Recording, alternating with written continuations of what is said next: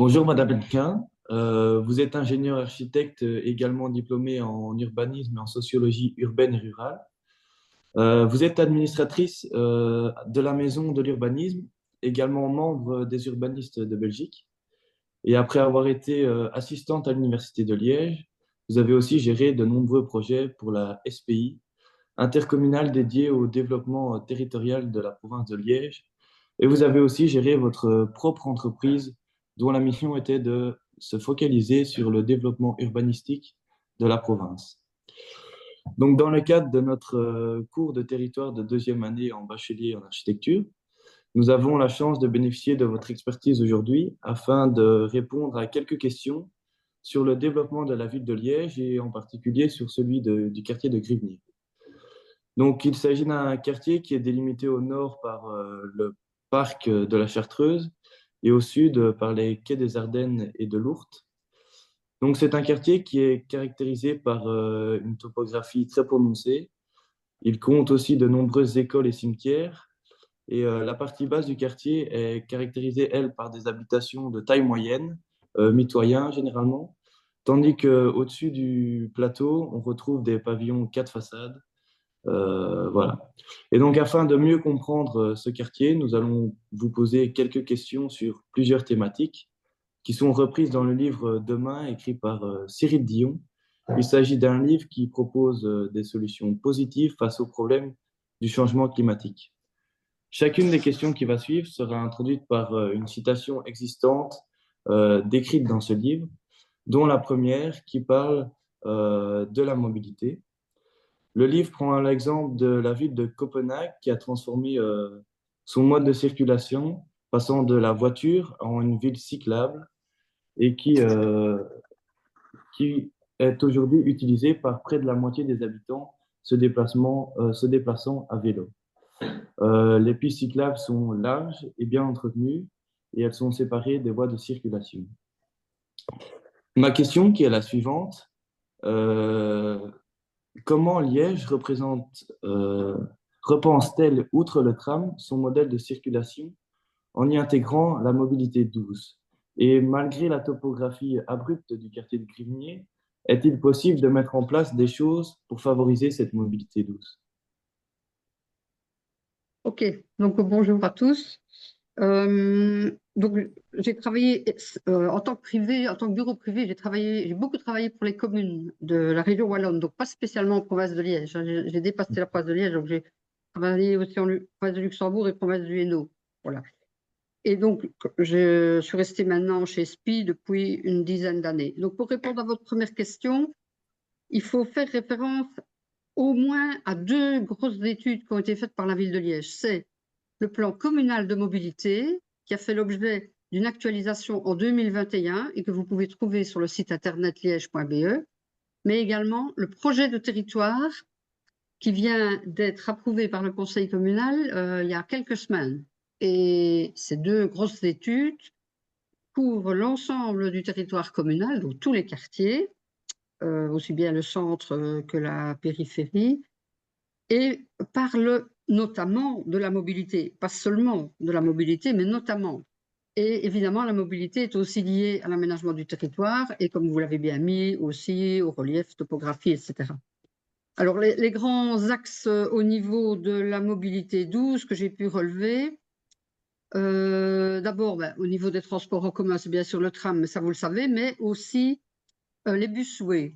Alors, je ne sais pas si vous avez entendu parler des busways. Donc, c'est des bus à haute qualité de service qui vont compléter l'offre du tram.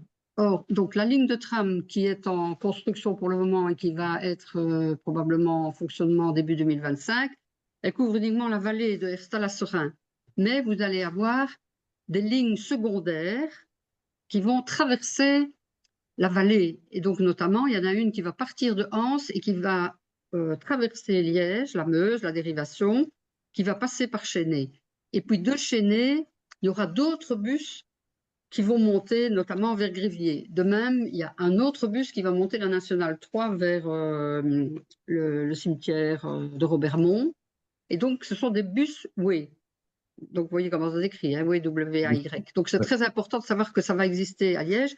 Et il y en a un qui est déjà en cours de travaux, c'est celui du Sartillement, puisque les bouchons qu'on trouve pour le moment au giratoire au-dessus de la côte du Sartillement, donc on appelle ça le giratoire de la pizzeria, je ne sais plus laquelle, ce giratoire est en train d'être aménagé pour accueillir un busway. Alors, quels sont les travaux qui sont nécessaires pour ce busway? En fait, ils font des bandes de circulation autonomes, c'est-à-dire que pour monter et descendre au Sartillement, le bus circulera en parallèle aux voitures. Oui. Et donc, il ne sera pas pris dans les bouchons de voitures et ils vont mettre des bus beaucoup plus puissants, beaucoup plus longs, ce qui va permettre davantage permettre aux étudiants de monter au Sartillement et de ne pas encombrer le Sartillement avec un paquet de voitures. Oui. Donc, c'est très important que vous sachiez ça au niveau des transports en commun. Il n'y a pas que le tram, il y a aussi les busways et puis il y a un petit peu aussi le train, mais ça ne touche pas Grivnier, c'est pour ça que, bon, donc on a plusieurs lignes qui passent par Guilmain et le centre-ville, hein, le Carré et Jean Fosse. Mais on a aussi maintenant une ligne de train qui va à Serein en passant par Ougré. Et à Ougré, il y a un park and ride qui est aménagé et qui permettra aux étudiants d'habiter du côté d'Ougré ou d'arriver avec une voiture ou un autre bus à Ougré et puis de monter vers le Sartillement. Et donc tout ça, c'est important, mais tout est entremêlé et tout ça est décrit dans le plan communal de mobilité. Donc voilà. Donc ça, c'est pour les transports en commun. Pour ce qui est... Je continue? Allez-y. Oui, à moins que vous ayez une question tout de suite. Non? Non, c'est bien. Alors, il y a les vélos.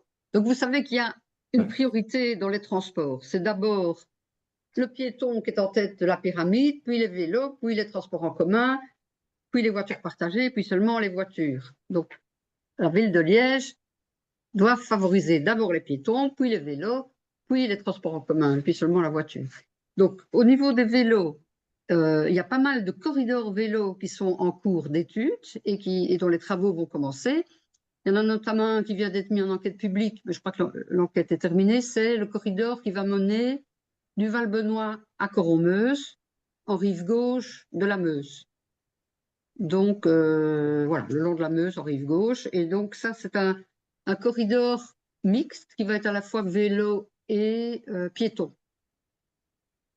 Et donc, ça fait partie d'une subsidiation région wallonne. Et donc, en plus de la ville elle-même, évidemment, on a la région wallonne est très importante parce que la ville, en fait, elle n'a pas d'argent, ou quasi pas. Et donc, chaque fois qu'elle fait un projet, elle doit demander des subventions à la région wallonne, ou elle doit s'intégrer dans un projet de subventionnement de la région wallonne. Et donc, notamment, ce corridor vélo, il y a une grosse partie des frais de chantier qui sera à charge de la Wallonie. Et ce corridor vélo va permettre aussi de joindre les Ravels. Les Ravels, vous connaissez? Oui. Réseau autonome des voies lentes. Donc, on a des Ravels qui traversent Liège, et notamment en rive droite de la dérivation, il y a un Ravel qui passe. Oui. C'est le Ravel qui rejoint après la vallée de l'Ourthe.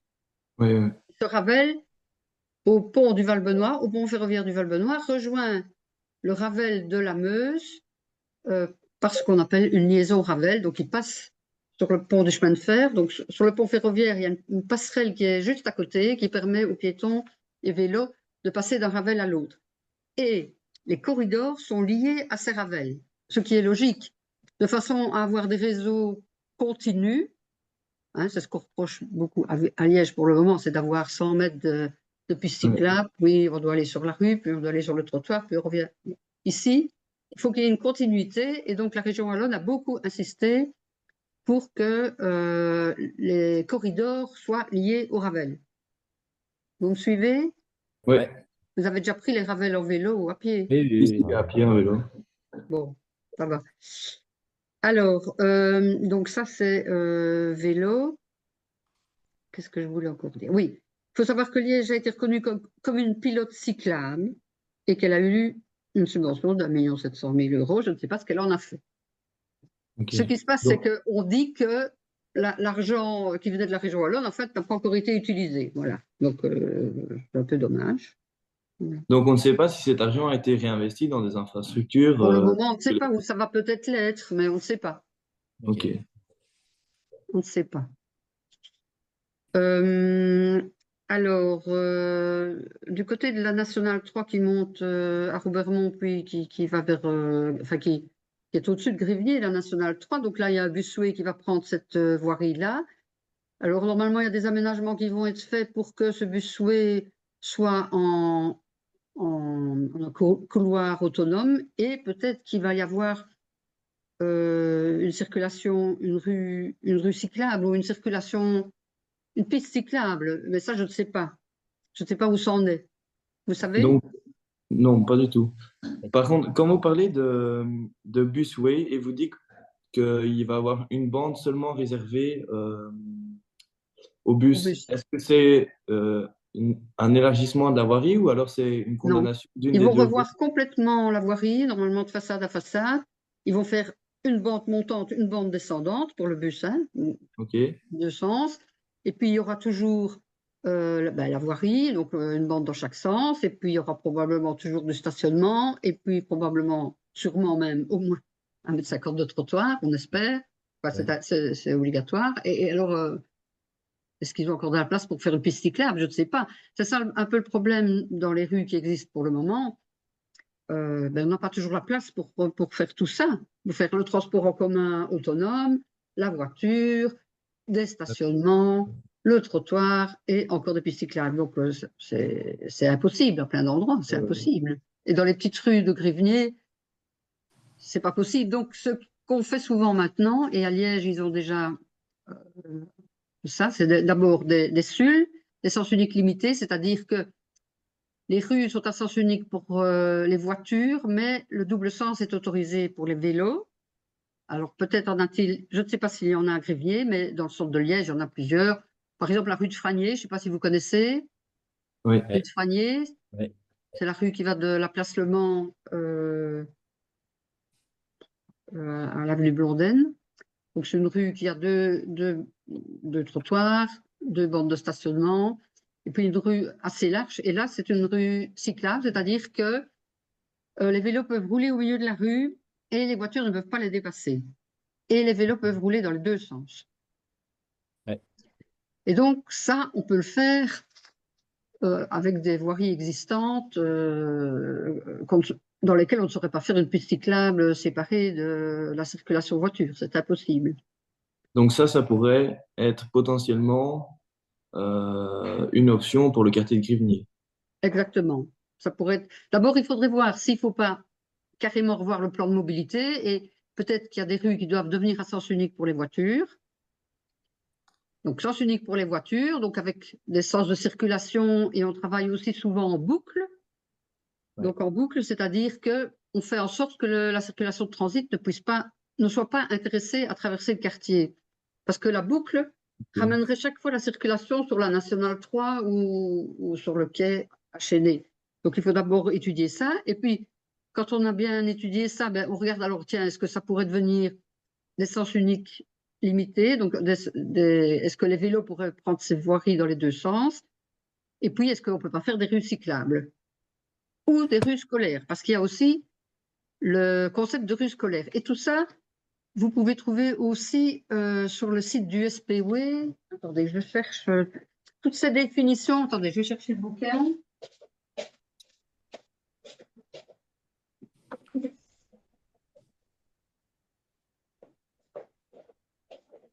Moi, je sais pas, c'est dans des revues qui s'appellent la CEMATEC. Donc, C-E-M et puis ATEC, donc A-T-H-E-Q-U-E. Donc, c'est des ouvrages qui paraissent à peu près toutes les semaines, mais que je pense qu'ils sont sur Internet, où la région wallonne explique les différentes formules qui sont possibles pour améliorer la mobilité en général. Pas spécialement en vélo, mais elle parle beaucoup de vélo, de stationnement, de transport en commun, voilà, enfin, tout ce qui touche la mobilité, de piétons aussi. Voilà, donc ça, si vous cherchez, donc vous pourriez, C'est ma tech SP, oui. oui, donc attendez, je regarde si je n'ai pas l'adresse Internet. Donc c'est J'ai pas d'adresse internet.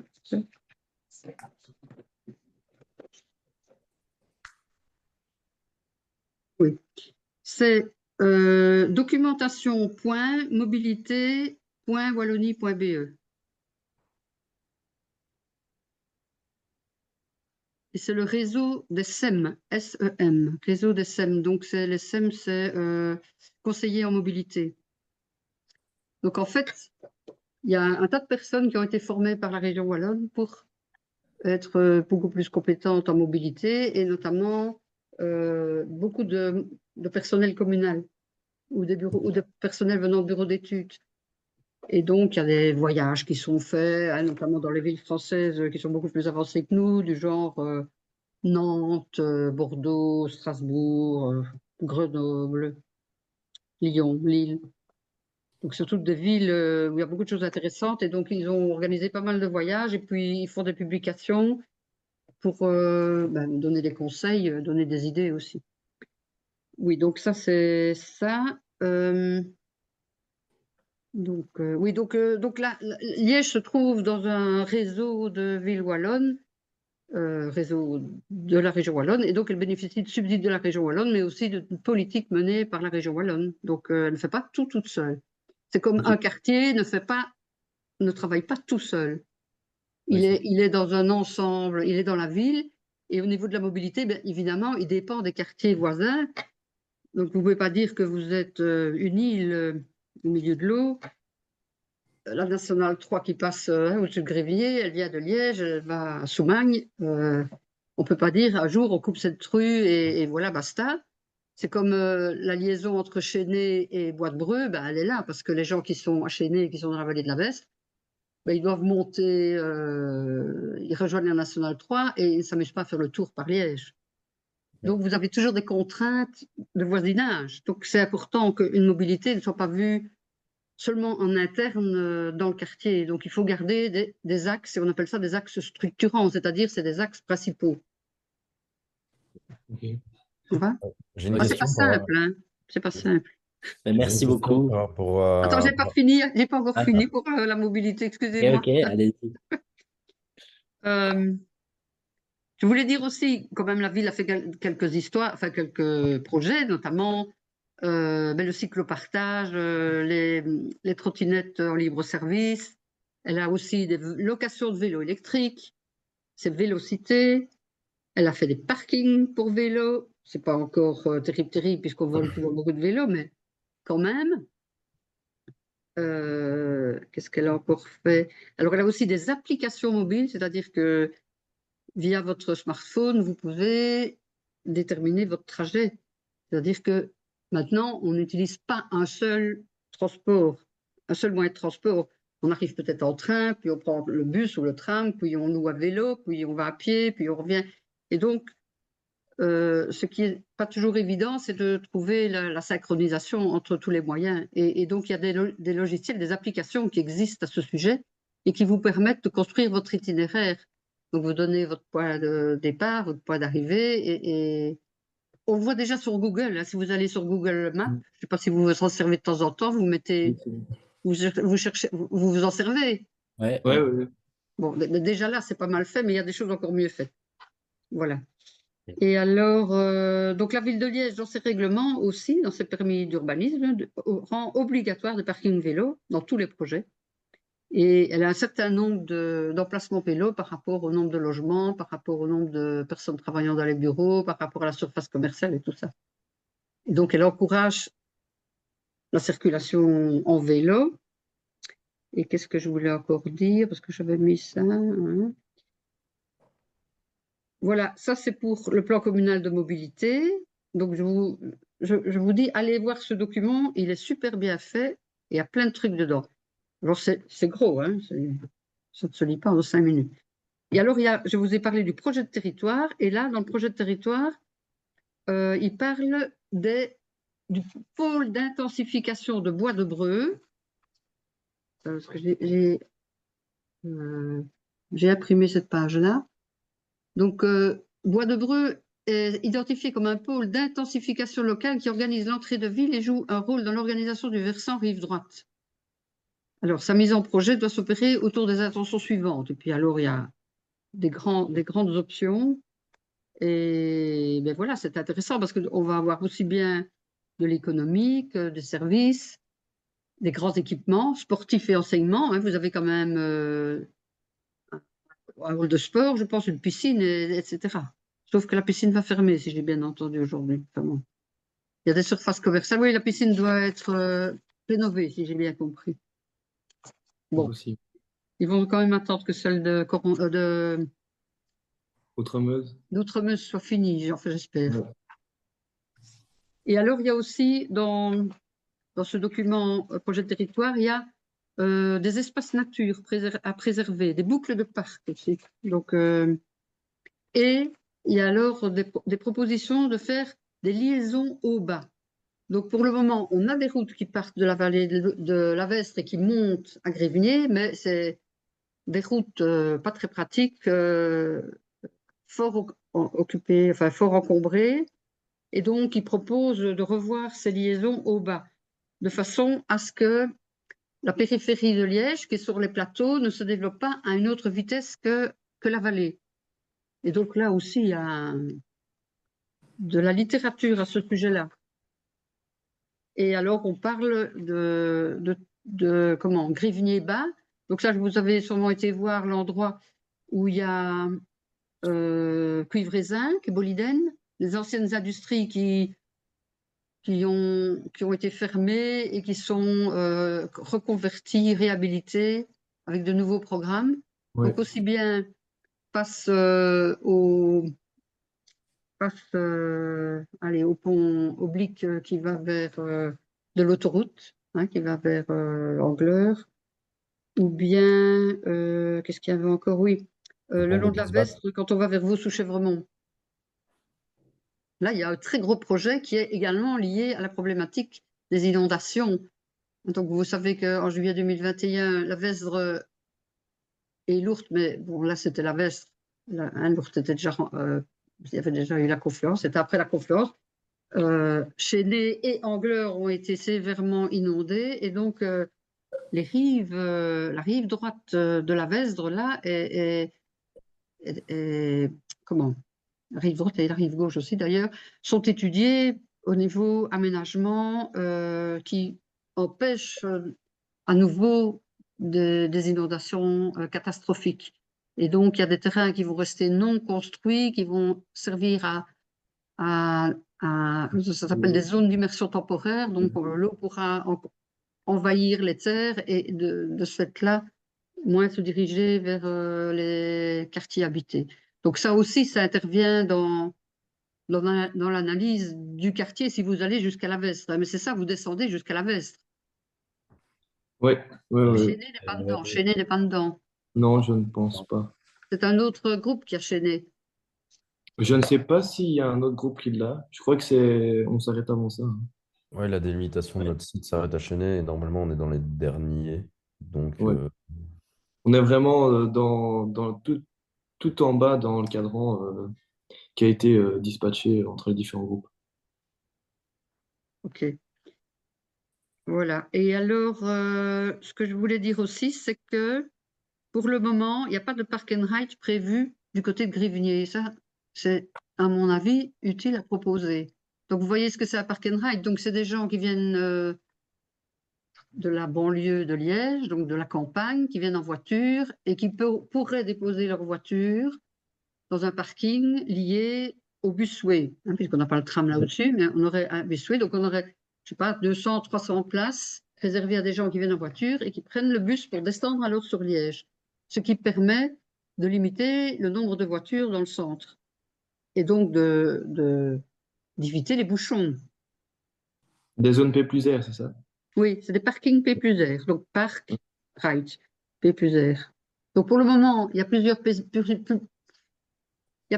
plus R qui sont existants ou en cours d'aménagement, mais sont plutôt liés au tram. Donc on a un à Coron-Meuse, un au Standard, on en a un près de l'hôpital du CHC, près de Anse, on en a un à Rocourt Et alors, on a celui de Bressou qui est comment, au terminus du tram. Donc, il y a déjà plusieurs park and ride, mais je m'aperçois qu'à Viviers, on dirait qu'il n'y en a pas qui sont prévus. Ok. Or, si on a un busway, c'est-à-dire un bus qui est à haute qualité de service, qui roule bien, confortable et tout, ce serait intéressant que les gens qui viennent en voiture, je ne sais pas, de Soumagne, puissent se dire, hop, je laisse ma voiture dans le park and ride et je prends le busway. Ouais. Oui. Donc, à mon avis, c'est un bon truc pour la mobilité. Et alors, il y a encore autre chose qui est intéressant, c'est les mobipoles. Tout ça, c'est des trucs qui sont un peu aussi région wallonne. Donc, mobipole, c'est un genre de gare où on connecte tous les moyens de transport. Ah, Aussi ouais. bien un Ravel qu'un bus, qu'éventuellement un train ou qu'une route. Et par exemple, la gare des Limains, c'est devenu un mobipole, puisqu'on a, on a le train, on a le tram, on a les bus, on a des modes piétons, vélos, etc. Et donc la région wallonne fonctionne assez bien en mobipole et elle dit, sa politique est de dire, dès le moment où on est comme ça proche des transports en commun, ce serait bien de mettre autre chose que, enfin, proche de tous les transports, c'est de mettre autre chose que des transports, c'est de créer du résidentiel, peut-être mettre des services, créer des bureaux, de l'activité économique. Essayer de rassembler tout ce qui attire du monde, de façon à ce que, par exemple, il y a des gens qui puissent habiter près de l'école de leurs enfants ou près de leur bureau. Voilà. Donc, Donc ça, c'est créer des nœuds qui s'entrecroisent de par la mobilité, voilà, les commerces, ok. c'est ça. Mais à Grévier, je crois que vous avez des terrains qui sont non bâtis, qui sont des anciens Ouais. terrains industriels. Et donc, il faudrait voir leur localisation par rapport aux routes, par rapport au Ravel, parce qu'il y a un Ravel qui monte là, le long de la Nationale 3, donc vous avez un Ravel qui est fort utilisé. Hein.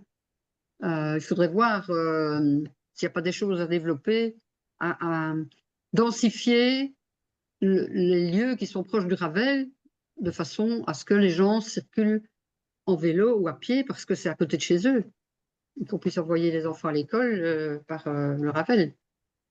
Ouais. Voilà, c'était pour la mobilité. Merci Voilà. beaucoup pour vos J'ai une réponses question. sur la mobilité. Maintenant, on va aborder la question des performances énergétiques du bâti. Ouais, ouais, ouais. Donc, dans le livre Demain, on aborde l'exemple de la ville de Fribourg en Allemagne qui a mis en œuvre une politique de rénovation énergétique de ses bâtiments existants en utilisant des matériaux durables et des techniques de construction écologique. Ligny est un quartier ancien avec des habitations qui ne respectent pas toutes les normes d'isolation et de performance énergétique. Donc la question c'est, quelle incitation Liège propose-t-elle ou devrait proposer pour encourager la construction et la rénovation de ces bâtiments anciens pour élever la classe énergétique globale de ces bâtiments? Oui, donc je n'ai pas été revoir le film demain, mais j'ai déjà été à Fribourg. Et bon, c'est surtout des nouveaux quartiers à Fribourg. Et donc, c'est beaucoup plus facile de construire des nouveaux bâtiments avec des bonnes performances thermiques et de toutes sortes, même circulaires, etc., ou mettre des panneaux solaires, etc., que de le faire sur des bâtiments existants. C'est compliqué sur des bâtiments existants, puisque le bâti existant à Liège, c'est beaucoup de bâtis mitoyens en briques.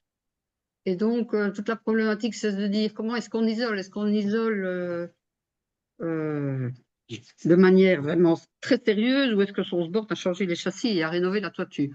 Parce que si on commence à devoir isoler les murs, eh bien, il faut presque vider la maison. Sauf si on arrive à isoler par l'extérieur. Et donc, c'est très compliqué l'isolation thermique des quartiers anciens. Et donc, bien souvent, ce qui se dit, c'est que ce serait mieux qu'un grand promoteur rachète un îlot et s'occupe de le rénover, mais à grande échelle. Ouais. Parce que quand chaque propriétaire commence à isoler sa maison avec les moyens, petits moyens qu'il a, eh bien, on arrive à des choses qui ne sont pas très bien faites. Voilà. Alors, Liège ne finance pas l'isolation des maisons. Il faut passer par la région wallonne. Okay. Alors, Liège a quand même organisé un peu les choses en créant la maison de l'habitat, qui se trouve rue Léopold. Et ça aussi, vous savez trouver sur Internet, maison de l'habitat. où il y a un guichet de l'énergie pour la Wallonie. Et donc, c'est un endroit où on centralise tous les renseignements et où les gens peuvent prendre rendez-vous et aller se renseigner pour savoir comment est-ce qu'on fait un audit énergétique, qu'est-ce que ça coûte, quelle est la priorité dans les isolations, je dois commencer par quoi, etc. C'est là aussi qu'on peut, par exemple, demander à avoir une cartographie thermique. Donc, Liège a fait survoler, enfin, c'est un hélicoptère ou un avion qui a survolé Liège et qui a fait donc, des photos, je crois que c'est infrarouge, pour voir les toitures mal isolées. Et donc, on voit très vite les quartiers où vraiment toute la chaleur part par le toit. Donc ça, c'est intéressant. C'est aussi là, à la Maison de l'Habitat qu'on peut se renseigner sur les AIS. C'est les agences immobilières sociales. Donc c'est un organisme public, une ASBL, je crois, qui peut s'occuper de mettre en location le bâtiment d'un privé et éventuellement faire des petits travaux. Donc, par exemple, vous avez une personne âgée qui a plusieurs maisons, qui sait qu'en faire et qui n'a pas envie de s'occuper de la location. Donc, elle habite une maison et puis elle a plusieurs maisons en location. Ben, elle peut demander à l'AIS de s'occuper de mettre en location sa maison et éventuellement alors de s'occuper de voir comment on peut isoler ou améliorer les techniques de la maison. Donc, ça s'appelle une agence immobilière sociale et le loyer est raisonnable pour les locataires. Donc, c'est plutôt réservé à des gens de revenus moyens, voire faibles. Et en même temps, il garantit au propriétaire le paiement du loyer. Donc, c'est intéressant. Et ça existe dans toutes les communes, ça, hein, les AIS. Alors, la Maison de l'Habitat organise aussi des conférences. Et donc, par exemple, un quartier comme Grivnier a sûrement un comité de quartier. Hein. Il y a 31 comités de quartier à Liège. Ça aussi, vous trouvez sur le site liège.be. Et un comité de quartier peut inviter la Maison de l'Habitat à venir faire une conférence pour les habitants en expliquant le système des primes, en expliquant les grands principes de l'isolation, etc., les aides. Voilà, donc tout ça, on peut trouver à la Maison de l'Habitat. Mais sinon, la ville de Liège ne finance pas l'isolation thermique. Ce qu'elle fait, en revanche, c'est qu'elle fait des opérations de rénovation urbaine et elle a plusieurs périmètres de rénovation urbaine. Donc, elle a notamment Saint-Léonard, Saint-Severin, Sainte-Marguerite, à Mercœur, et alors le Grand Léopold, je crois aussi, est dedans. Et donc, en fait, c'est aussi des outils wallons. Hein, donc, c'est aussi une subvention qui vient, une grosse partie de la subvention, 60 à 75% qui vient de la Wallonie, mais c'est la ville qui mène le projet. Et là, la ville donc, achète des bâtiments dans un quartier, achète des bâtiments, soit elle les démolit parce qu'ils sont vraiment trop mauvais, soit elle les rénove. Et si elle démolit, elle peut en reconstruire. Et donc, elle peut bénéficier de subsides aussi bien pour la rénovation que pour la reconstruction, démolition et reconstruction. Mais c'est pas très important au niveau du nombre. Mais si vous voulez trouver des exemples, vous en avez rue Saint-Severin à Liège. Vous voyez où est la rue Saint-Severin? C'est au-dessus du cadran. Ouais, ouais. Ok. Donc, ça, à côté de Sainte-Marguerite. Et là, vous avez plusieurs projets qui sont terminés. Vous avez notamment une mairie de quartier aussi. Vous avez des logements. Et donc, c'est des logements qui sont gérés par la régie foncière. Et la régie foncière, c'est un organisme communal, mais qui est indépendant des services communaux. Et donc, c'est elle qui s'occupe de mettre en location ces bâtiments ou de les vendre, quelquefois. Voilà, donc ça, c'est la rénovation urbaine. Donc, c'est très important aussi. Mais c'est des subsides wallons. Ok. Ça va pour la question? Ouais, parfait, merci. Ben, on va passer à la question suivante, qui est Oui. l'agriculture urbaine. Donc, le livre explicite l'exemple de Détroit, où il y a des terrains vacants, ben, comme à Grivnier d'ailleurs, qui sont transformés en jardins communautaires, où il y a les habitants qui cultivent ben, leurs propres légumes frais pour leur consommation. Mm. Et c'est une pratique aussi qui renforce la cohésion sociale au sein même d'un même quartier.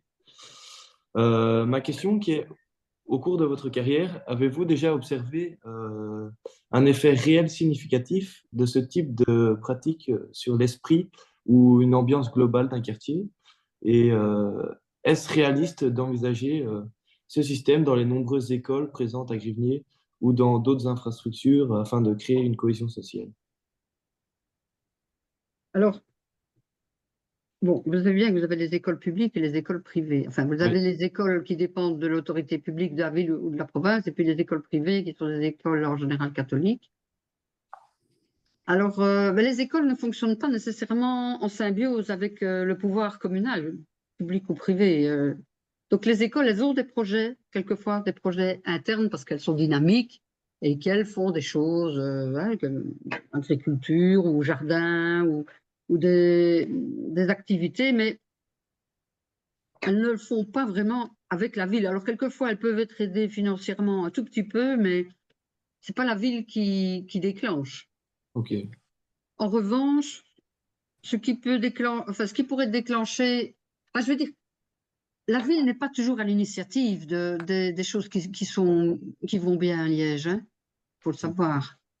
Quelquefois elle aide, mais c'est souvent des habitants ou des comités de quartier qui, qui lancent un projet et puis qui essayent de trouver une aide. Et quelquefois, alors elles ont une aide financière de la ville, mais c'est pas la ville qui propose comme ça des projets tout faits. Alors, des jardins ou des potagers, de la culture maraîchère, etc. Oui, la ville encourage le projet de la ceinture alimentaire. Vous avez déjà été voir ça. Donc, la ville a essayé de trouver des terrains libres pour pouvoir faire du maraîchage. Ok. Et c'est parce que je ne l'ai pas. Je vais aller voir sur Internet. Alimentaire ou circuit ceinture alimentaire. Je vais regarder.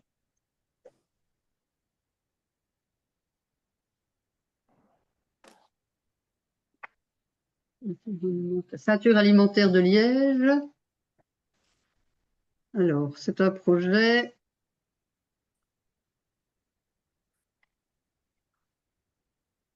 C'est un projet de mobilisation des forces vives de la région liégeoise en faveur du développement d'une filière alimentaire courte, écologique et génératrice d'emplois de qualité. Et c'est une coalition d'acteurs citoyens, économiques et culturels de la région liégeoise.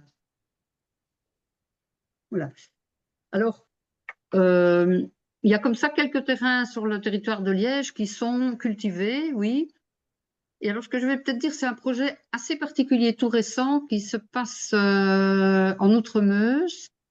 Il y avait un terrain libre qui n'était plus construit, qui a été mis en vente par la ville. Je crois que c'était un terrain de la ville, a été mis en vente par la ville et un promoteur l'a acheté parce qu'il proposait le prix le plus élevé, mais un groupe de citoyens s'est mobilisé et a fait un crowdfunding et il y a eu un succès incroyable. Et donc, ils ont fait pression sur le promoteur qui leur a revendu le terrain.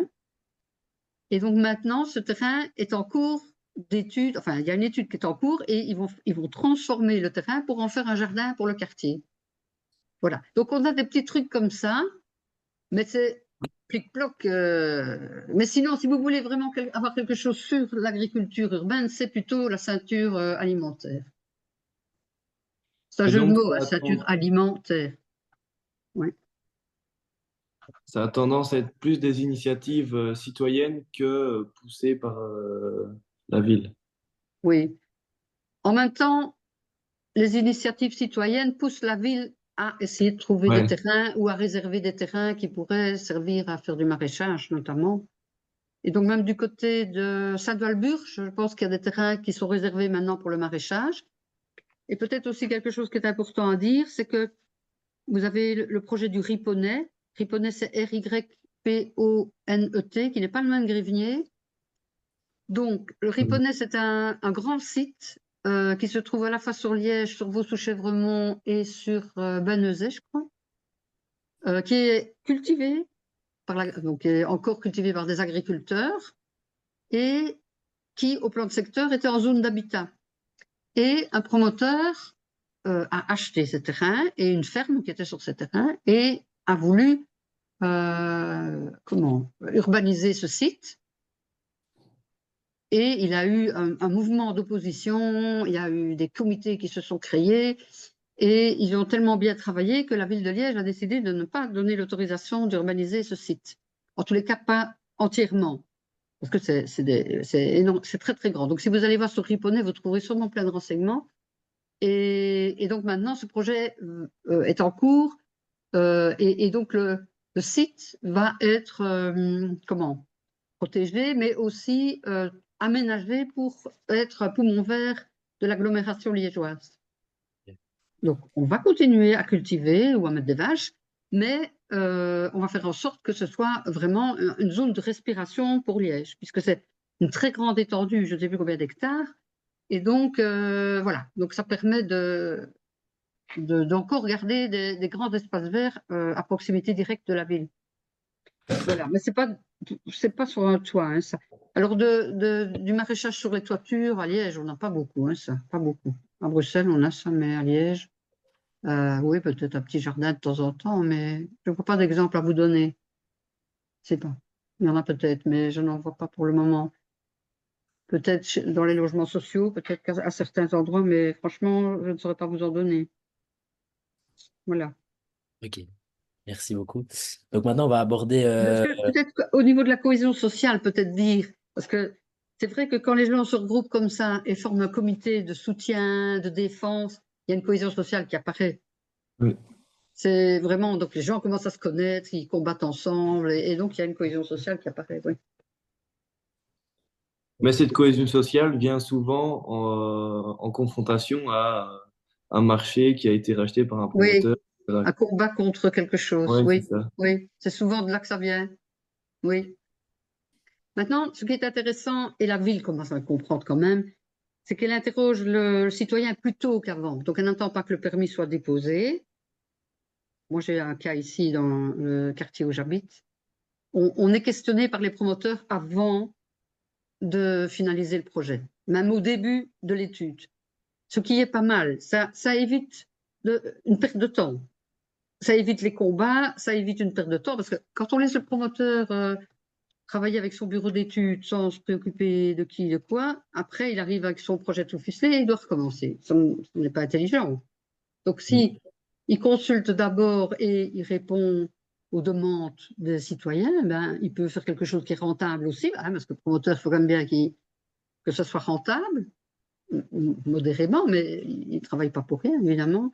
Et donc, c'est mieux qu'ils connaissent directement quelles sont les demandes du quartier ou des citoyens en général. Donc ça, et la ville commence à le comprendre, ça. Commence. Hein. Voilà. C'est Merci. les déchets après, c'est ça? Ouais, on va aborder la question des gestions des déchets. Donc, on peut voir l'exemple de la ville de San Francisco qui a mis en place un programme ambitieux de recyclage et de compostage et atteignant un taux de recyclage de 80% des déchets, ce qui réduit donc fortement les déchets envoyés en décharge. Est-ce que Liège a des initiatives de la sorte et plus particulièrement Grivigné, dans le quartier de Grivigné, est-ce qu'il se passe des choses qui vont dans ce sens-là?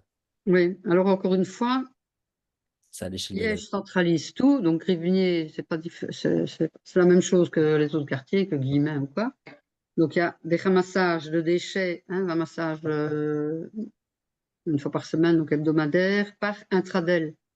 Donc c'est aussi des intercommunales qui s'occupent de ça. Donc la ville de Liège lance un appel aux intercommunales qui remettent prix, et puis c'est pas la ville de Liège qui ramasse les poubelles.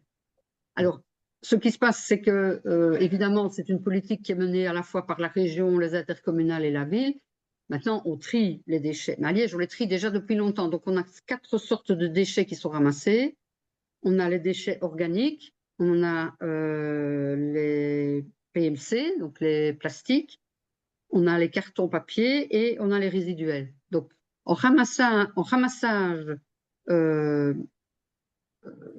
donc le long des rues, je veux dire, à chaque maison, on a déjà 4 sortes de ramassage. Et alors, en plus, on a les bulles à verre qui sont réparties un peu partout dans la ville, donc pour ramasser les bouteilles. Et alors, on a aussi des bacs pour des textiles, notamment dans les parkings de grande surface. On a aussi des ramassages de textiles. Alors, évidemment, tout ça est ensuite recyclé. Alors, on n'a pas beaucoup de renseignements sur le recyclage, je dois bien avouer. On espère que tout ça est recyclé et quelquefois, quand le camion poubelle passe, je jette un rapide coup d'œil pour voir s'il ne met pas tout dans le même bac. Vous me comprenez? Ouais. Oui. Bon. Donc, on dit des choses, mais qu'est-ce qu'on fait finalement? Je ne sais pas.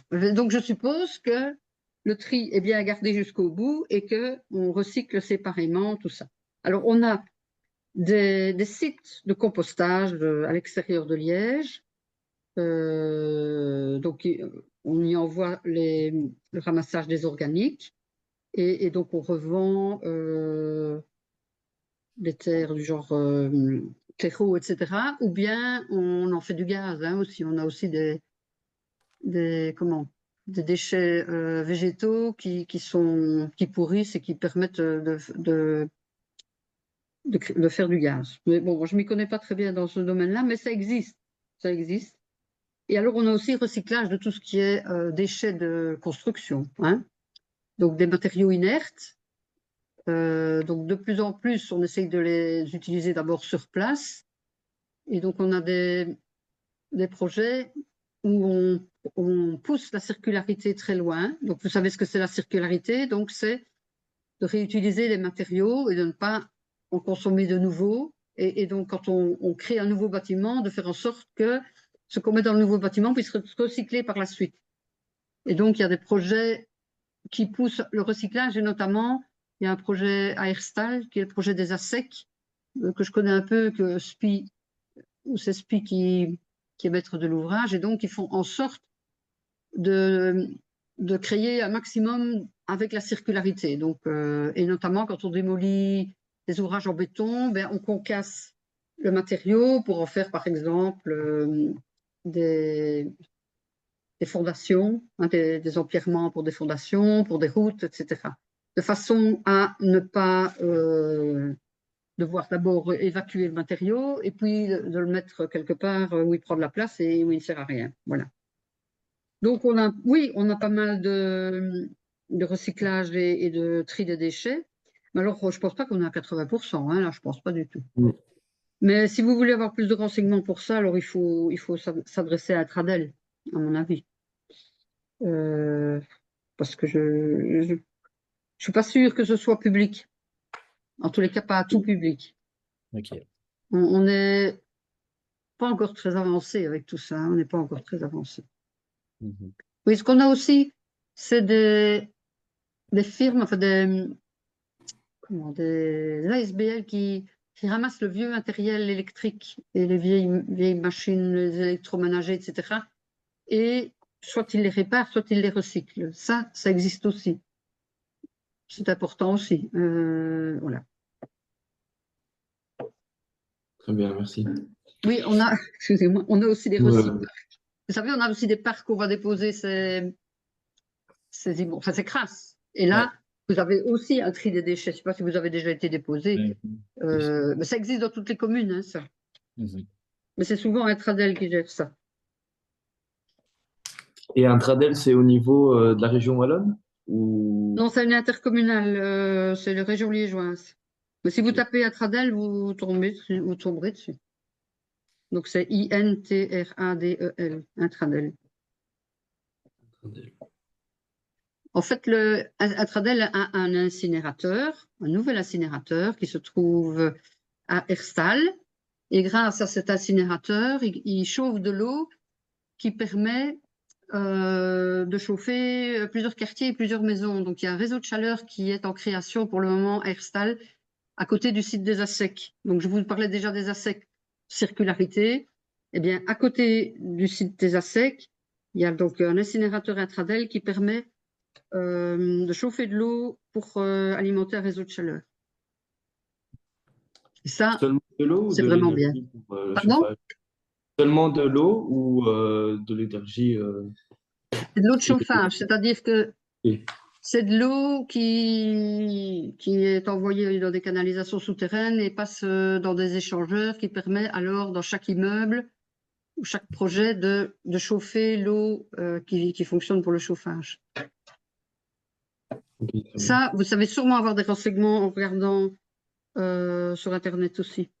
Réseau de chauffage, je sais plus comment il s'appelle. Attendez, je vais regarder parce que c'est une firme privée qui s'en occupe. et il accepterait sûrement de vous rencontrer, mais c'est pas Grivnier, hein, je suis désolée. Pas de souci.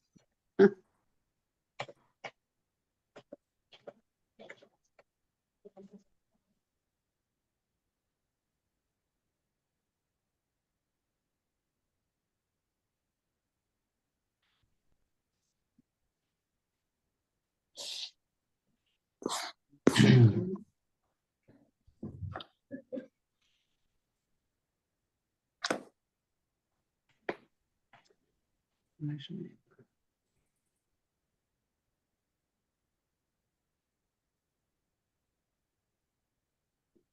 C'est Uvelia. L'usine, c'est Uvelia. Uvelia. Uvelia. Donc, l'usine, c'est Intradel Uvelia. Ouais. Donc, pour le moment, cet incinérateur produit seulement de l'électricité et bientôt, donc, il produira également de l'eau chaude. Et c'est un projet qui est subsidié par l'Europe, un FEDER. L'Europe. Voilà. La question suivante, ben, ça rejoint un peu ce qu'on vient de dire. Donc, ça parle des communautés qui sont durables.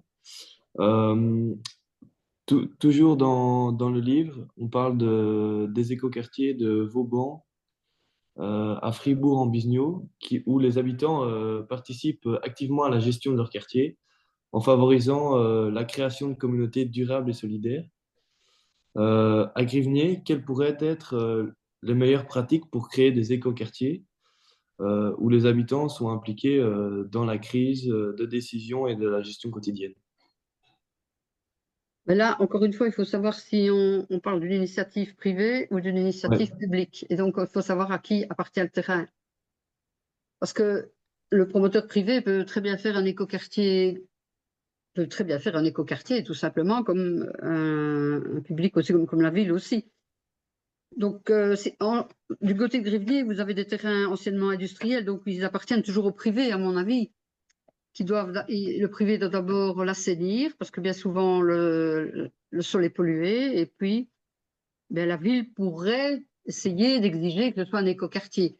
Mais comme c'est fort à la mode pour le moment, bien souvent ils disent qu'ils font un écoquartier. Maintenant, est-ce un vrai écoquartier? Oui.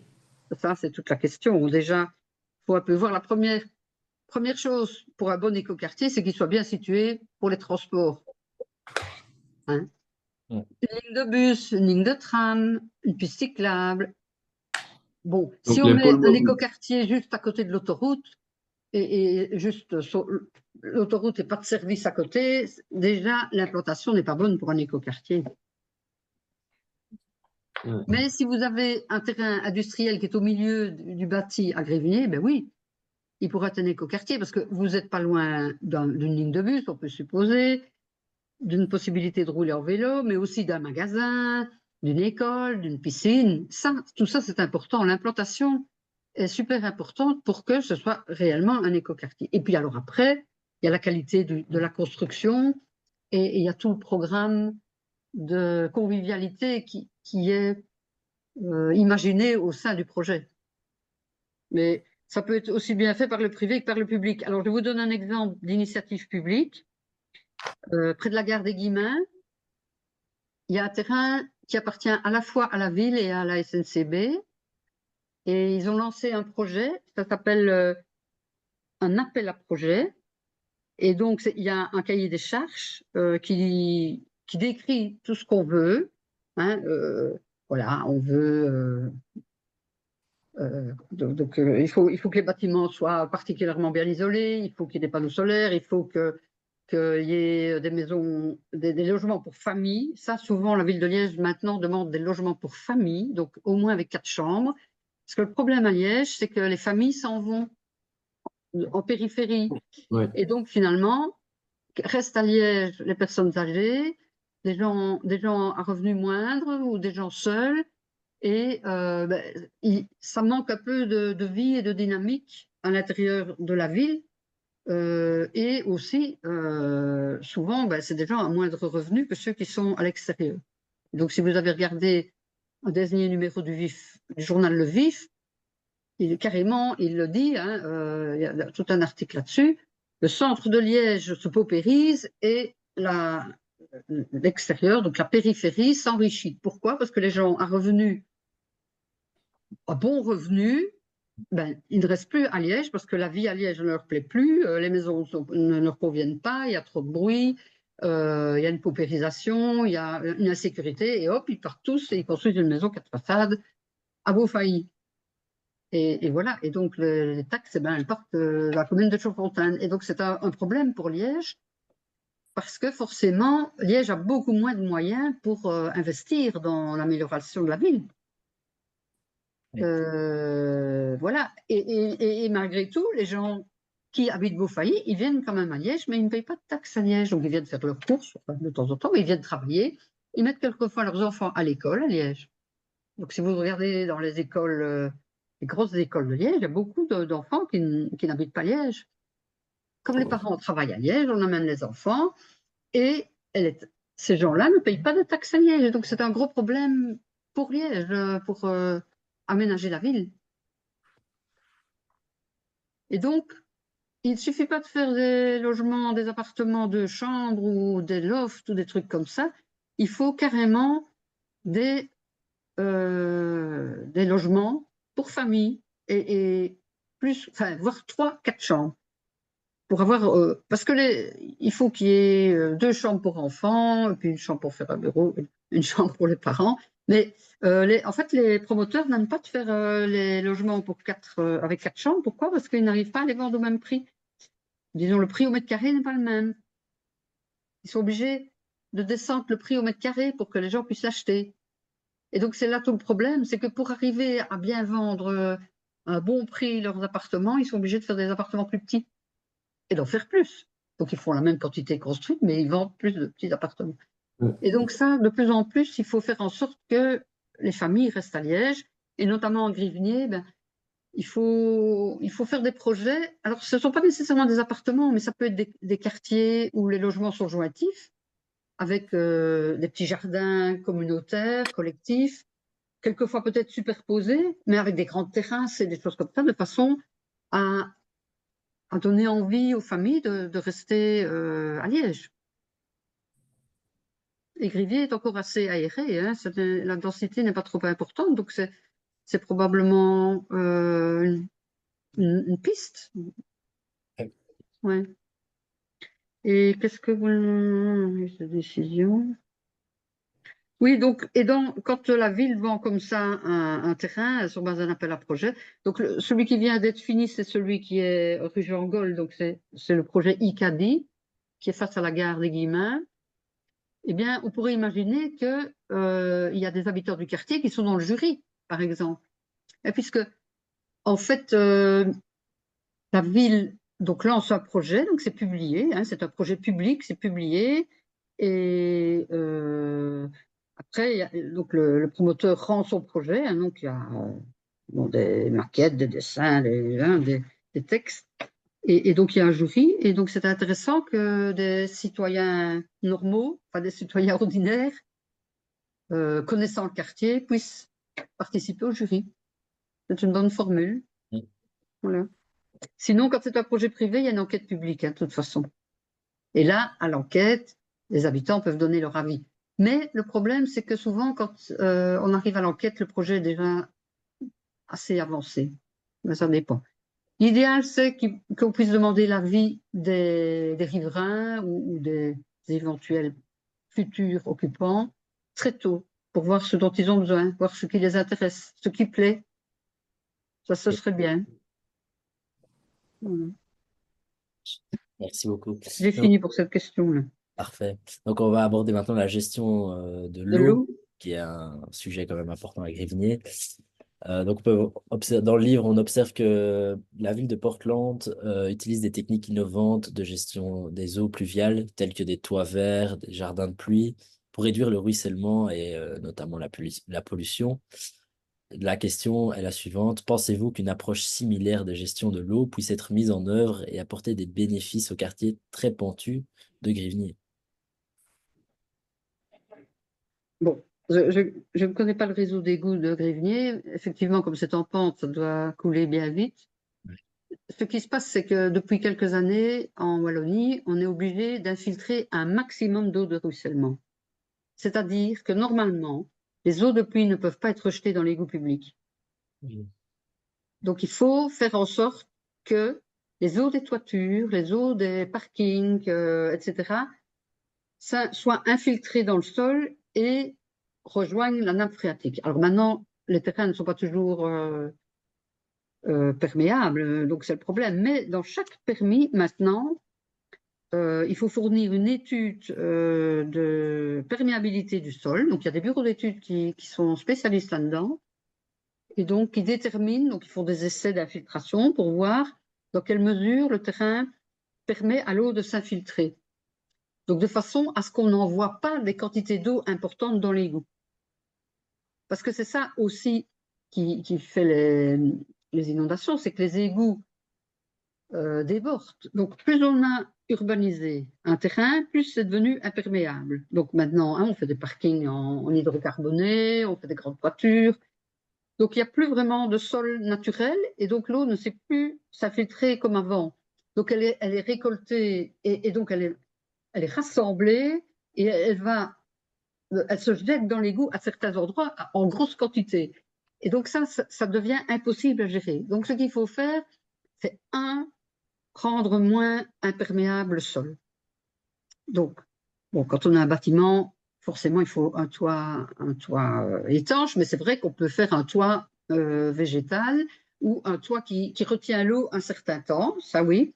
Ensuite, quand on a des abords, donc les parkings, les chemins, les promenades, essayez que tout ça soit perméable.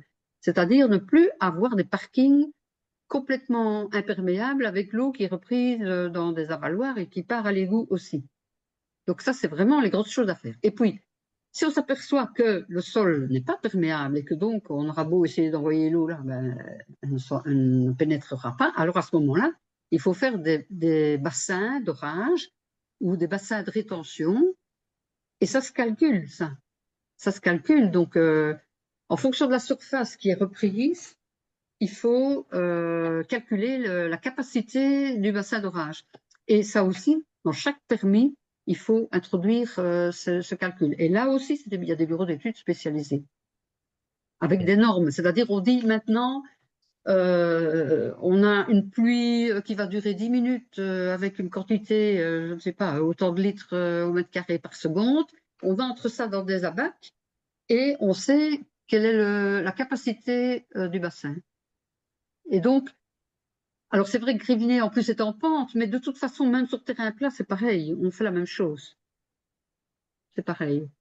Et donc, depuis, déjà avant les inondations de 2021, ça se faisait, mais les gens se disaient, ouais, c'est pas grave, on y arrivera toujours, mais maintenant, c'est une obligation. Et dans les dossiers de permis, vous verrez, quand vous étudierez la composition d'un dossier de permis, vous verrez que tout ça est demandé et nécessite des études très spécialisées. Et donc, c'est pour ça que les bureaux pluridisciplinaires sont très intéressants. Ok. Voilà. Mais sinon, je ne saurais pas vous dire autre chose là. Et de manière générale, le réseau d'égouts à Liège n'est pas fameux, hein, parce que c'est un réseau d'égouts qui est déjà ancien, qu'on n'a pas toujours entretenu. Et donc, ça peut déborder. C'est pas rare de voir de l'eau qui sort d'un avaloir, hein, tellement il y a de l'eau dans l'égout, et l'égout, il déborde, quoi. Ouais. Ok. Voilà. Mais merci beaucoup pour vos réponses à nos questions et le temps que vous nous avez accordé. C'était vraiment un échange de qualité. Vous avez bien préparé vos réponses, donc c'est cool. Merci beaucoup. Heureusement que vous avez enregistré, hein, pour relire. Ouais. Mais, donc, pour conclure, on a une dernière question plus personnelle. Comment les futurs architectes peuvent-ils intégrer l'urbanisme au cœur de leur pratique, tout en étant conscients de son impact sur les enjeux climatiques et l'avenir de notre société? Et quelles sont les meilleures pratiques pour y parvenir? C'est une obligation, de toute façon, Ouais, d'introduire. Hein. Et de toute façon, quand vous allez étudier un projet, vous avez un contexte. Hein. Vous avez un terrain, vous avez un quartier. Et donc, bon, il faut regarder d'abord tout ça. aller sur le terrain et bien analyser ça. Et puis, prendre tous les renseignements techniques qui existent sur ce terrain et sur le quartier. Ça, c'est déjà... Il faut faire une analyse de tout ça. Là, vous avez une plan de secteur, mais ça, c'est bon mieux. Mais vous avez... Pour chaque commune, vous avez des choses différentes. Hein. À Liège, mais si vous allez sur Bennezet, vous allez avoir d'autres choses. Et donc, il faut vraiment aller se renseigner à la commune, ou regarder sur Internet et trouver toutes les impositions de la commune, mais aussi de la région, et analyser vraiment en profondeur le contexte. Et ça, maintenant, vous ne savez plus faire autrement que travailler comme ça. Alors, il y a aussi des architectes qui font seulement un appartement dans un grand ensemble. Bon, alors là, c'est quelqu'un d'autre qui s'est occupé du contexte. Mais si vous occupez complètement du projet, ben, vous devez commencer par faire une analyse de tout. Même. Vous devez faire même une analyse de la mobilité, hein, de savoir, tiens, est-ce qu'on a une voirie suffisante pour amener dans le centre-ville ou pour amener à l'autoroute ou tout ça maintenant, tout ça doit être indiqué dans le dossier de permis. Hein. Voilà.